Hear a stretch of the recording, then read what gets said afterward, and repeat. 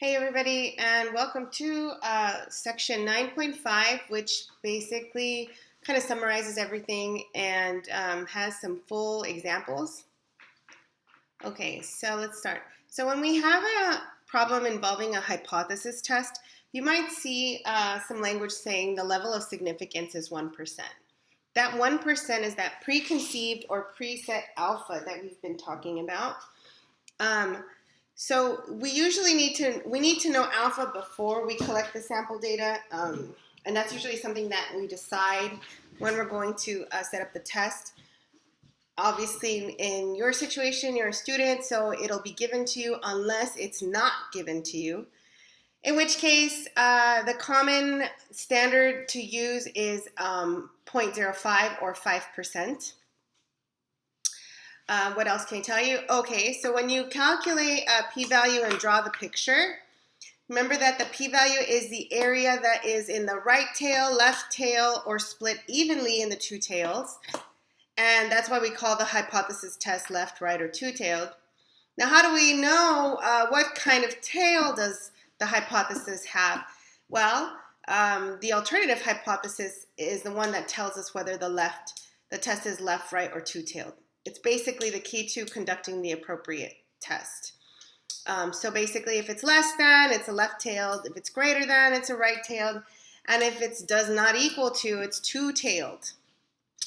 The alternative hypothesis never has an equal sign.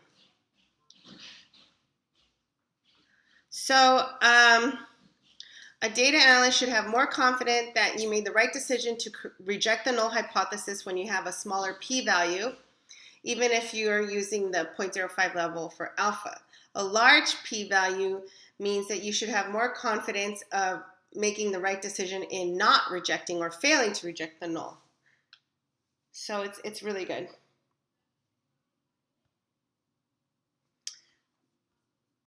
Okay, so let's see an example. So let's say here your hypothesis, your null is mu is equal to 5, and your alternative is that it's less than 5. So the test of a single population mean, this test tells us, the alternative tells us it's less tailed, and this is what the picture would look like.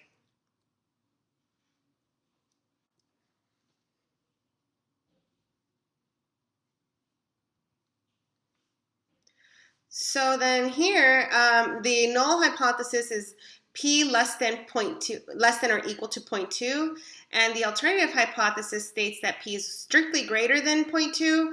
This is a test of a single population proportion, and the alternative hypothesis tells us, because it's a greater than, that the test is right-tailed. So if you could see here, it's here's the graph, and the right-tailed is filled in. Okay, now in this case, you have the null hypothesis is p is equal to 50. The alternative is p does not equal to 50. So this is a single population mean. Maybe this should be a mu. Sorry about that. If it's a mean, this should be a mu. So then the alternative tells us that the test is two-tailed. And so the p-value looks like this, two tails. Whenever you get the p-value, it would be half in this tail and half in the other. Okay, so let's do a super full fun example. Jeffrey, as an 8-year-old, established a mean time of 16.43 seconds for swimming the 25-yard freestyle, which is with a standard deviation of 0.8 seconds. Okay, so we know the standard deviation. His dad thinks that Jeffrey could swim the freestyle faster if he uses goggles. So Frank bought Jeffrey a brand new pair of expensive goggles and timed him for 15 25-yard freestyle swims. For the 15 swims, Jeffrey's average time was 16 seconds. So Frank thought that the goggles helped him to swim faster than the 16.43 seconds. And let's conduct a hypothesis test using a preset alpha of 5%, or in decimal, 0.05. So let's assume that the swim times are normally distributed. So questions that we're going to answer as we're going through this test is, what kind of test will I use? What are the null and the alternative hypotheses?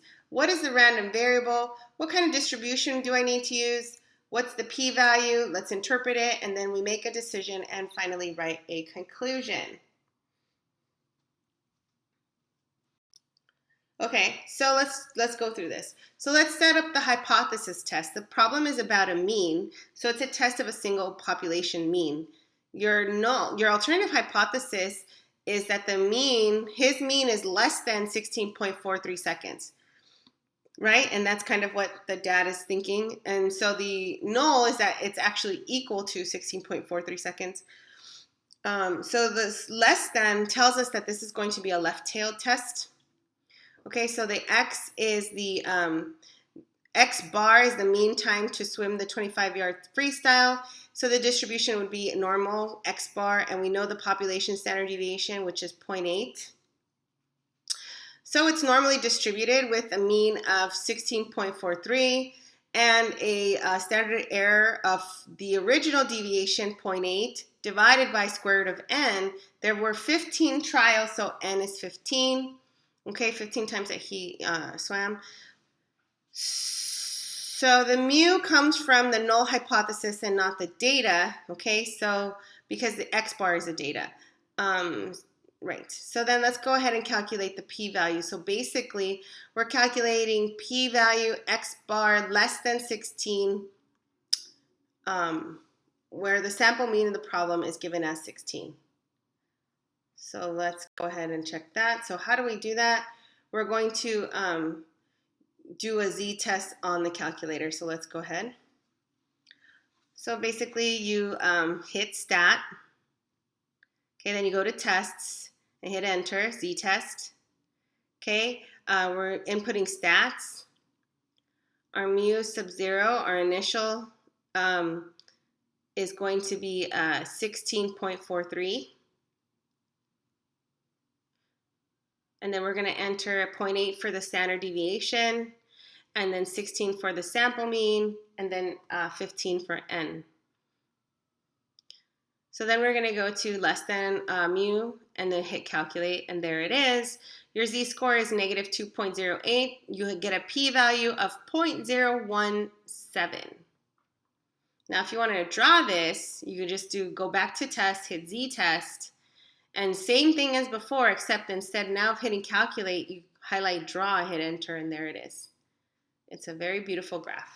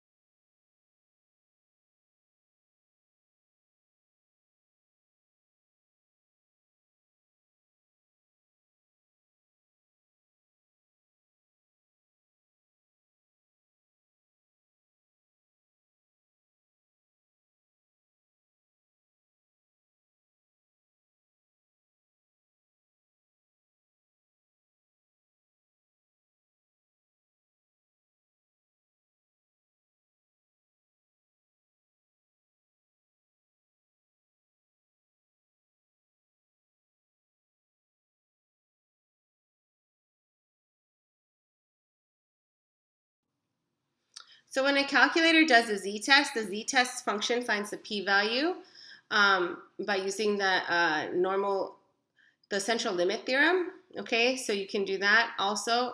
You'll get the same thing. And the type 1 and the type 2 errors, what are they? So type 1 is to conclude that Jeffrey swims the 25-yard freestyle on average in less than 16.43 seconds, when in fact he only swims it in exactly 16.43 seconds. So we reject the null when the null is true. That's a type 1 error.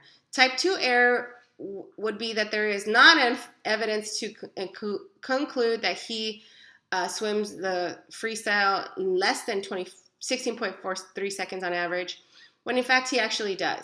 Okay, so that's when we fail to reject the null even though it's false. So the p-value is 0.0187, as I showed you before. This is called the actual level of significance, and it's the area to the left of the sample mean given as 16. So you can see the picture here. here's the mean, here's the sample mean, and here's the p-value. In other words, the area underneath the curve, right? 0.0187. So here it is again. Okay, this mean comes from the assumption. So if the hypothesis is true, there is a 0.0187 probability that Jeffrey's mean time to swim the 25-yard freestyle is 16 seconds or less. Because that's so small, the mean time is more or less unlikely to have happened randomly. So it's a rare event. So remember alpha? So alpha is 0.05 and p-value is 0.0187. P-value is less than alpha, right? So if p-value is low, the null must go, right? So we reject the null hypothesis. Okay, so we reject the fact that the hypothesis that mu is equal to 16.43. We think that he swims faster. So the way that we can word this is at the 5% significance level, we conclude that Jeffrey swims faster using the new goggles. The sample data show that there is sufficient evidence that Jeffrey's mean time to swim 25-yard freestyle is less than 16.43 seconds. Okay, let's do another one. Super fun example. College football coach records the mean weight that his players can bench press as 275 pounds with a standard deviation of 55 pounds. 3 of his players thought, hey, that mean weight was more than that amount. They asked 30 of their teammates for their estimated maximum lift on the bench press. So the data ranged from 205 to 385 pounds. So this is the data here. So 205, 3 people said they could lift 205 pounds. Okay. So inside the parentheses are the frequencies. Okay. So we want to conduct a hypothesis test using a 2.5% level of significance to determine if the mean is more than 275 pounds. Okay, so we go through the same stuff. So this is about a weight, a mean weight. So it's a single population mean. So what's our null and what's our alternative hypotheses? Well, we think that it's greater than, right? So we're testing that, 275. And then that means that the null is either equal or less than or equal to. So in this case, we use equal. So it's a right tail test, and the random variable will be x bar, which is the mean weight in pounds lifted by the football players. And the distribution for the test, it's normal because standard deviation is known. Let's see here. So x bar is normally distributed with the mean of 275, and then the standard error or standard distribution of the sample mean is 55 over square root of 30 because they asked 30 people and was 30.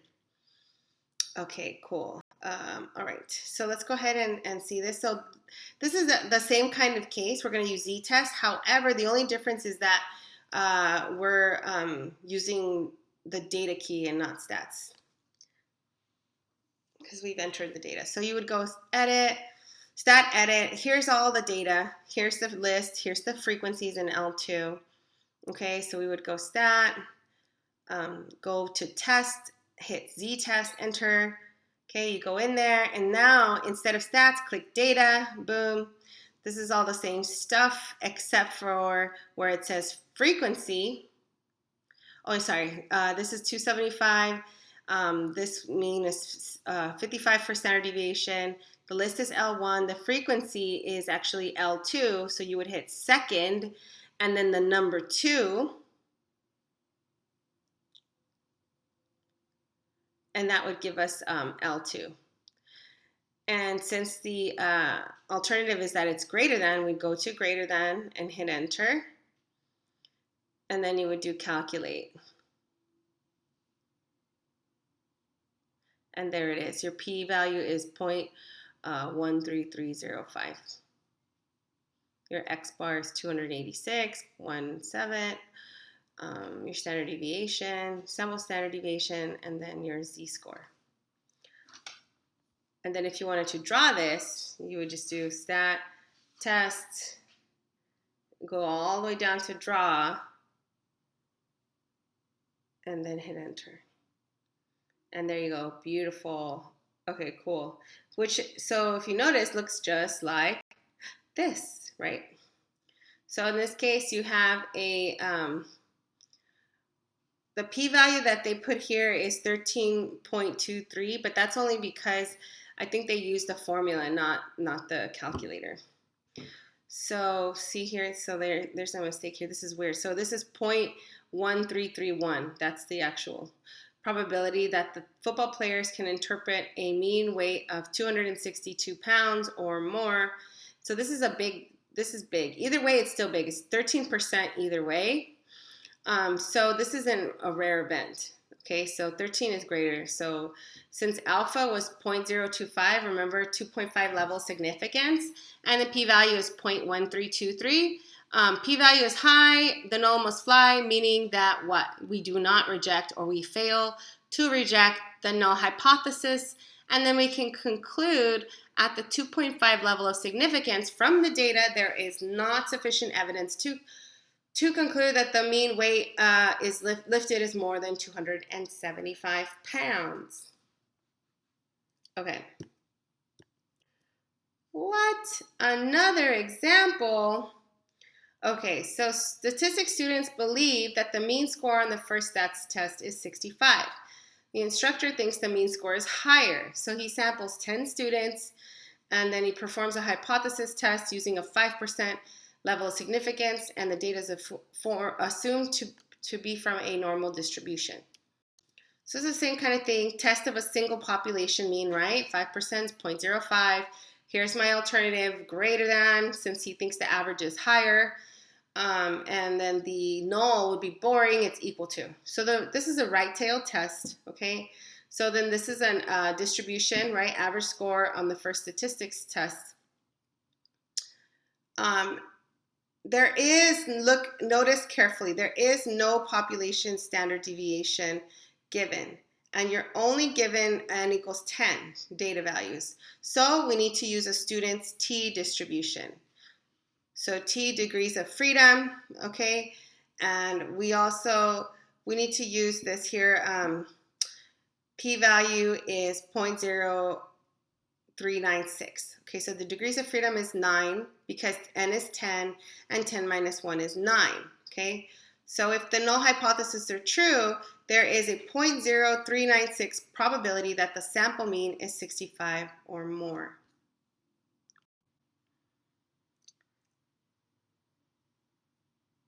Okay, so basically what I was trying to say, sorry, I messed up there. There is you hit stat, you hit edit, you hit L1, you enter all your data, there it is. Then you go to stat, tests, t-test, okay? And then you go hit enter, there's your data, you're using data, the list, 65, list is L1, frequency is 1 because we're not entering anything into L2. Then greater than is your hypothesis, right? Your alternative, hit calculate, and there is your p is equal to 0.0396, right? So at the significance level of 0.05, we reject the null hypothesis and we support the alternative hypothesis in this case. Okay, so it's really little, 0.03. So it's really small. So in this case, we would reject the null hypothesis. Okay, so we could say that the data supports that the sample mean is 65 or higher, actually. All right, so let's do one more example. Yay, another example, you betcha. So June believes that 50% of first-time brides in the United States are younger than their grooms.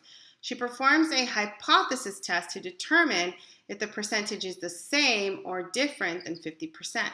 June samples 100 first-time brides and 53 reply that they are younger than their grooms. So for the hypothesis test, she uses a 1% level of significance. So what kind of test will I use? This is a test of a single population proportion this time, right? The 1% level means that alpha is 0.01. So it would be either does not equal half 0.5 or does equal 0.5 is the null. So the alternative hypothesis is does not equal. So the words is the same or different from tells us that this is a two-tailed test, okay? So we're going to calculate the distribution needed. We're talking about proportions, right? This problem does not contain, it doesn't mention the mean at all. So, and the information is given in terms of percentages. So use the distribution for P prime, the estimated distribution, where it's P and then square root of PQ over N, right? And then we could use the normal distribution for proportions, right? Where it does not equal 2. Okay, so how do we enter this in the calculator? Okay, so let me show you. Since this is a proportion, it's a little different. So stat tests go to one prop z test because it's one proportion z test. And then for P naught, it would be 0.5. Then the 53 is X, 100 is N. The proportion does not equal. So then you hit calculate and you'll see there it is. Your p-value is 0.5485. All right, so if you want to see the graph, same thing, go to test, one prop z test, all the way down, and then draw, hit enter, and there you go. Okay. So it looks like if the null was true, there's a 54.85% probability that the sample is 0.53 or more, or less than this. Okay. So in this case, the p-value is greater than the alpha because alpha was 0.01. So we cannot reject the null, or we fail to reject. So the conclusion, at the 1% level significance, the sample data does not show sufficient evidence that the percentage of first-time brides who are younger than their grooms is different than 50%. Okay, that's it for 9.5. Good luck, and I will see you in the next video.